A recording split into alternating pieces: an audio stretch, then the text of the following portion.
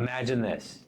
You wake up in Cochrane, coffee in hand, mountains out the back window, but instead of getting in your car to fight traffic on Highway 1A back to Calgary, you just walk a couple of minutes to the train station and you're downtown in 20. Or you go the other way and you're in Canmore in 20 minutes. Wait another 10 or 20, you're in Banff. And this is not just a fantasy anymore. This is a government proposal with signed agreements and a $2.6 billion price tag attached to it that they say is now shovel ready. And as we're recording this, the Alberta government has confirmed the release of the Alberta Master Rail Plan within the next few weeks. Cochrane is one of the 7 proposed stops on the Calgary-Banff rail line, and if this train goes through, it will reshape the town. Today, we're going to go through a full Cochrane deep dive. The current market, what's being offered on new build side, how that train might affect this town, and where the growth is going. Before we dive into numbers, trains, and rail lines, we want you to understand the kind of town we're actually talking about. Because Cochrane is not just a suburb that happened to grow. It has a genuine identity that's been being shaped for over 100 years. So Cochrane sits 18 kilometers west of the city of Calgary. You're about 45 minutes to downtown Calgary from Cochrane without any crazy traffic. 45 minutes the other way, though, will bring you to Canmore, as it's situated right on the 1A. So you can actually take the 1A highway right out to Canmore, or you can cut over to Highway 1 and get out to Canmore. So really easy access to the mountains, and that contributes a lot to the lifestyle in the town. There's a really good main street in the town of Cochrane, features some really good restaurants, features a very famous ice cream shop. So McKay's is there. People actually come from all over, but it is really popular tourist attraction for that reason. Huge art scene and brewery scene these days. The restaurant scene too has just got better and better over the years. Amma on the west side of town, one of our favorites. Amazing food, probably one of the best restaurants in town. Fence and Posts right in downtown. Really good gathering spot for everybody too. The food's incredible. So there's really good food scene for a small town. We don't have to just drive back to Calgary anymore to find a good sit-down restaurant. So that's been really nice too. The brewery scene, there's multiple of them. There's a distillery as well in Cochrane. So that's all been blowing up a lot over the last decade as this town's grown. And honestly, one of the best parts I think for everybody about Cochrane is every time you drive into town, you're met with amazing mountain views. And you get the entire river valley too. It's a really peaceful drive back to town every time. In 1988, the town of Cochrane had 4,337 people. Today it has over 40,000. And there's a documented reason why that growth is about to hit a wall. Okay, so let's put the growth of Cochrane into more context for you. So in 2024, we're sitting at 37,000 residents in Cochrane. That was up 5% year over year, and actually increased 5% or more every year since 2016. So it has gone crazy. Now we're over 40,000. The growth rate since 2016 is almost 45%. This is the fastest growing community in Alberta and has been for years.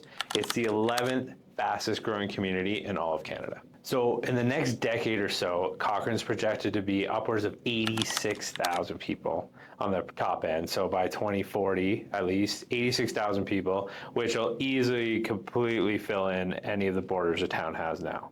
So something a lot of people aren't talking about is that crunch on land is coming to Cochrane, much the way we saw with Canmore. Unless the town decides to keep expanding, which has had a lot of pushback the last few years on the council side of things and residents in general. So without annexation, the town's really going to cap out in that 70 to 86,000 range, unless they can find other ways to expand. So annexation does take time. So even if they go that route in the 2030s, I think you're going to see home values and land values start to spike as we reach that limit. And that growth we've seen in Cochrane has really pushed a lot of businesses into the town. We've seen that growth continue there. New business starts are up 22% year over year, which is awesome. And actually 80% of those businesses are still in business today after the first year. So that's a very positive sign for small business in Cochrane. Also, one thing small to note, the headquarters of Garmin, if you wear those watches on your wrist for golf and other activities, there is a Garmin HQ in and around the Cochrane area, which is just another good thing, seeing large business like that in the municipality of Cochrane as well. Now, let's talk about why people move to Cochrane, why families are moving to Cochrane in record numbers right now. One of the reasons, other than lifestyle, is the prices. So if you look at the price of a detached home, the average detached home in Cochrane compared to Calgary, we're seeing huge savings across the board, almost $100,000. $100,000. Yeah, about 92,000. So that's a big difference for families. They can get a lot more house in the 600,000 to 700,000 range in Cochrane than they can in Calgary, where the average detached is almost 7.5. Another thing we've been seeing lately, Cochrane, is stable sales numbers. So we've been staying around that 3 months of supply range. So it's a good balanced market in Cochrane too. So good, decent for buyers and sellers, but you can pick up a pretty good deal these days compared to a few years ago. We're down 5% in pricing year over year. So it's stable enough, but also some good value for buyers. Now, the big thing in Cochrane is new build sales. We have multiple new subdivisions going in. South Bow on the south side of Cochrane is one of the newest, not even the first phase complete yet. West Hawk and the northwest side of Cochrane is on to phase 3 right now, but there's still a lot of houses to be built right now too. And then even some of the older neighborhoods have new sections going on. So on the listing side of things, just over 300 listings on the market right now, but 122 of those are new build spec homes. So almost half of all the inventory is coming straight from builders. So we've actually seen, and our group sold quite a few homes in Cochrane this year, we've seen detached homes especially, but even semi-detached in Cochrane, moving quite quickly first weekend. Is there going to be any multifamily product, like more condos and townhouses in some of this stuff? Because I know one of the constraints there's not a whole lot of condo product in Cochrane. No. There's townhouses, but maybe touch on that a little bit. Yeah, towns have been really popular, especially towns with garages, and there's good deals for buyers on those. But condo buildings, there hasn't been a new condo building built since 2011. So we are definitely lacking on the condo side of things. It would be nice to see more, but we are seeing no interest in builders putting up buildings these days, and I think it's a cost prohibitive thing. There's even a lot beside a current building that's zoned and ready to go for 60 units, and nobody's touched it in decades. So if you're a developer and you're watching this video, time for you to build a high-rise condominium in Cochrane. Reach out to us. Cochrane continues to remain one of the most valuable and desirable satellite communities to live in, rivaling next to only Airdrie as far as price point, where a detached home in Airdrie is going to run you about $600K, $610,000. And speaking of Airdrie, we will be releasing a new video similar to this one on Airdrie next week. So if we missed anything in the Cochrane video that you would like to see in Airdrie, please put it down in the comment section below. And if you got some value from this video, please consider subscribing. It gets us excited to release new content every single week. Let's jump back into the video. So let's talk about the important thing that everybody wants to talk about, and that is this train. So the current investors are saying it's going to be about $2.6 billion to do this train, and that's Calgary to Banff. Now, the stops proposed right now would be Calgary Airport, downtown, somewhere on the west side of Calgary, then Cochrane, Stoney Nakoda, so it'll be around probably the Kananaskis turnoff, somewhere in there, Canmore, and then Banff. So it's a 150-kilometer corridor is basically what we're looking at. Now, the proposal would call for trains every 20 minutes. This would serve obviously a lot of traffic from the airport to downtown and the west side of Calgary. Right now, there's no train to the airport, which for a city closing in on 2 million people in the next 5 or 6 years. It's pretty sad. It's sad. Yeah. So one of the big things the investor group has said on this train is that they will build the line as long as Calgary takes care of the downtown to airport portion. They don't think they should be on the hook for that. They think that should be done by the city. So as long as the city plays ball there, I think we'll hopefully be able to go. MOU was signed between the trades unions and the government in January, so they're on board.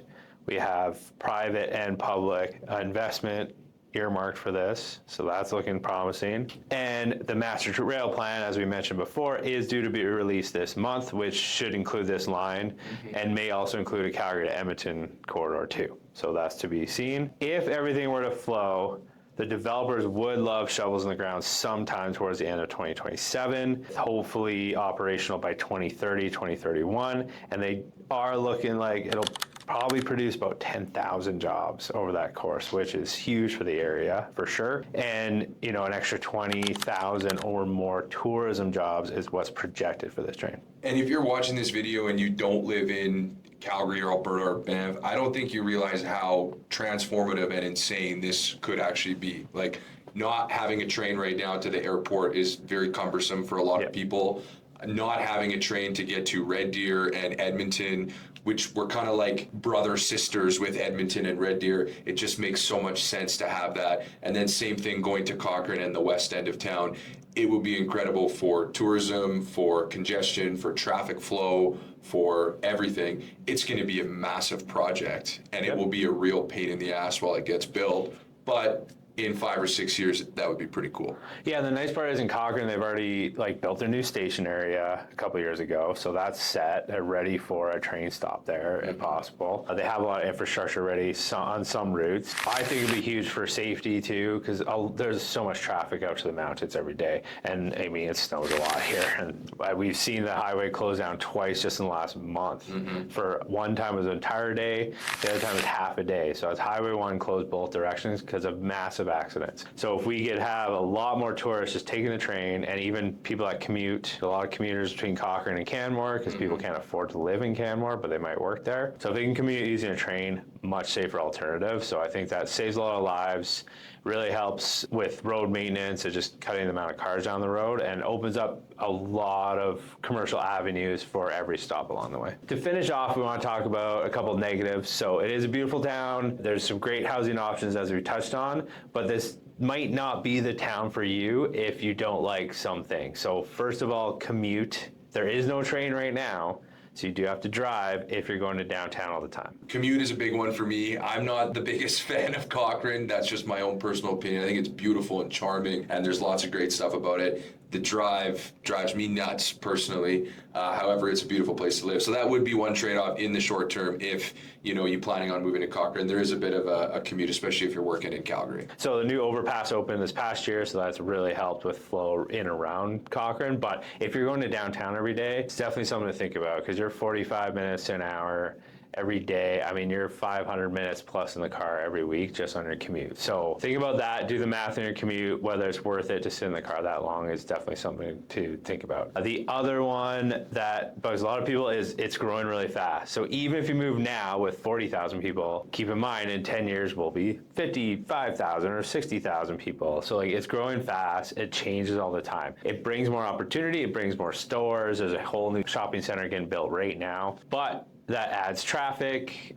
Schools are starting to get crowded. We still don't have a 24-hour urgent care in the town, which is unfortunate with this amount of people. So if you're often at hospital or doctor, if you're older, or if you're taking care of a family member that needs a lot of medical attention, might not be the place for you either. I'd say one last thing too, buy in Cochrane if you enjoy the outdoors. If you enjoy going to the mountains, if you enjoy, there's great golf courses down there, if you enjoy hiking and doing outdoor activities, if you just want to stay cooped up in your house and do nothing and watch TV, probably better places for you to buy real estate. If you like that outdoorness, it's a great spot for that because there's just so much activities around. Now, it's affordable, as we've touched on. However, if you're just going for affordability, there is slightly cheaper option. That's Airdrie, which we're going to touch on in our next video. So we're going to break that one down for you guys. I really hope you enjoyed this breakdown. Make sure you drop in the comments if we miss anything, or if you need us to touch on something else. We can do that in a future video for sure. And reach out if you're looking to explore Cochrane and any housing options, including acreage options surrounding the town. We'd love to help out.